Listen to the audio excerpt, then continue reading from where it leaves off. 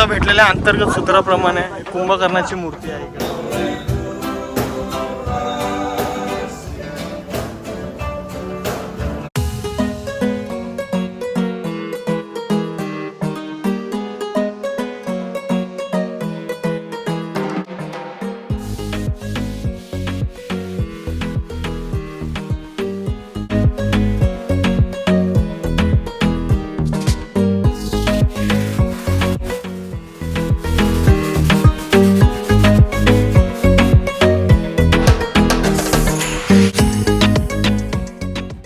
अस्मिता कुठं आलं?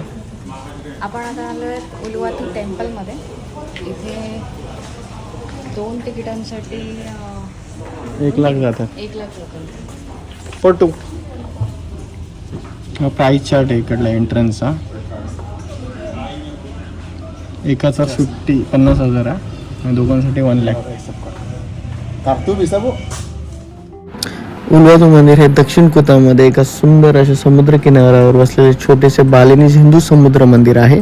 समुद्र किनाऱ्यावर 230 फुटाच्या वरती असलेल्या एका खडकावर वसलेले आहे आणि हेच खडक देवी दानूच्या बारकाचा भाग असल्याचे म्हटले जाते. एंट्री आहे मंदिराचे. आणि आम्ही हे त्यांचं सारंग घातलेलं आहे हे वाला. याशिवाय आतमध्ये अलाउड नाही आहे आणि ते पिरियड्स असलेल्या बायकांना पण जाण्यास बंदी आहे, कारण हे शिवाचं टेम्पल आहे, उलुवातू टेम्पल. आपल्या शिवशंकर भगवानचंच मंदिर आहे. तर बघूया आतमध्ये कसं असणार आहे.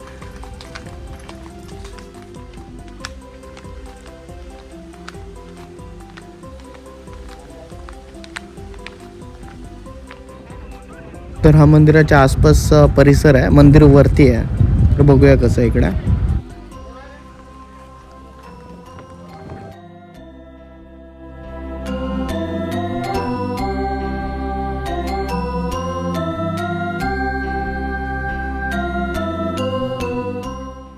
उलुवातू मंदिर हे बालीतील सर्वात प्रसिद्ध आणि पवित्र मंदिरांपैकी एक आहे. हे मंदिर एका उंच कड्यावर वसलेले आहे, ज्यामुळे तेथून दिसणारा समुद्राचा नजारा मनमोहक असतो. उलुवातू मंदिर परिसरातील हिरवाई, निळा समुद्र आणि मंदिराची सुंदरता यामुळे येथे फिरताना मनाला शांती आणि समाधान मिळते. आता आपण मेन एंट्री मध्ये आलो आहे हे करायला. खूप सुंदर असं मंदिर आहे बघा. हे मंदिर बालीच्या पारंपरिक वास्तुकलेचा उत्कृष्ट नमुना आहे.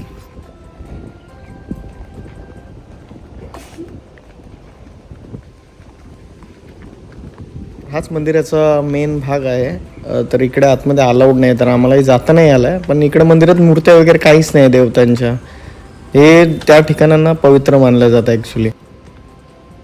बालीच्या मंदिरात भटकत फिरणे ही खूप आत्मीय आणि अद्भुत अशी अनुभूती होती. तिथला प्रत्येक क्षण मनाला आनंद देणारा आणि आत्म्याला शांतता देणारा होता. मंदिरातील शिल्पकला, सौंदर्य आणि तिथल्या आध्यात्मिक वातावरणाने मनावर गारुड केलं. अशी पवित्र ठिकाणी भेट देणं हे एक मोठं सौभाग्य वाटतं. ती शांतता, तो दिव्य प्रकाश आणि ती पवित्रता खरोखरच अवर्णनीय होती. बालीच्या मंदिरात भेट देण्याचा अनुभव मनाला एक नवीन ऊर्जा आणि शांती देऊन गेला.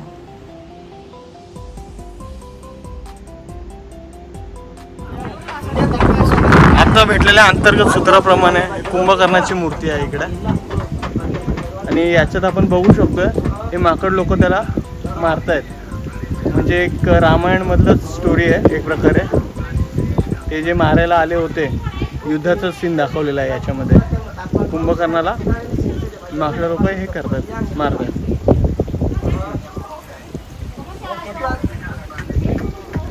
ते माकड असं वाटतं खरोखर बघताय आपल्याला.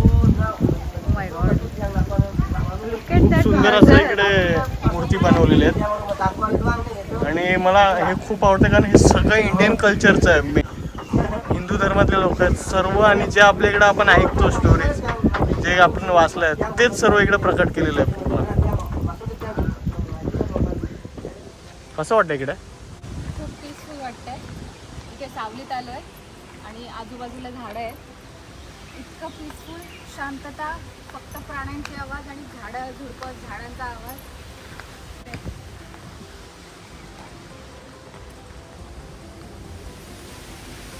तर आता आपण उलवातू टेम्पल नंतर चालू आहे. जंबारान बीच, बाली येथे फिरणे एक अद्भुत अनुभव आहे.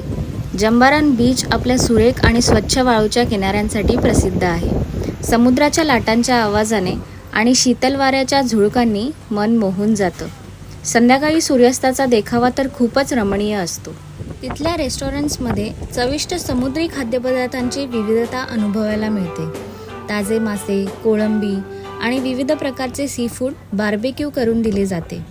तेथे बसून समुद्राच्या किनाऱ्यावर जेवणाची मजा काही वेगळीच असते.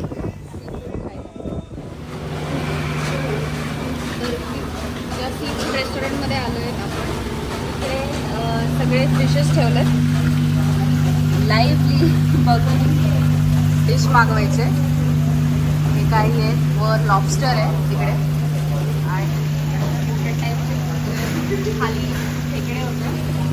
इकडे आपण झिंगा आहे. ओ माय गॉड, खूप मोठा आहे. प्रॉन्स बोलू शकतो आपण याला.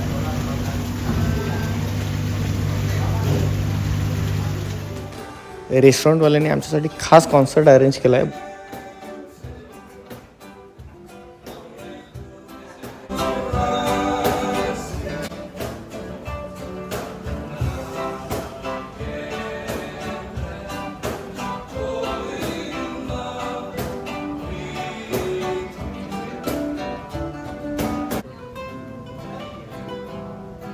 आमचा हनीमून सरप्राईज म्हणून आमच्यासाठी ते हिंदी रोमॅन्टिक गाणी परफॉर्म करतायत. इंडियापासून हजारो किलोमीटर दूर एका कोपऱ्यात इंडियन हिंदी सॉन्ग असणं म्हणजे एक अनएक्सपेक्टेड आहे.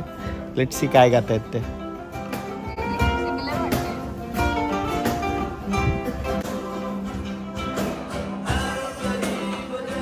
अरे वा, एक नंबर आहे. हे सरप्राईज होतं आमच्यासाठी. हिंदी सॉन्ग ते गात आहेत, अनएक्सपेक्टेड आहे इकडे येऊन.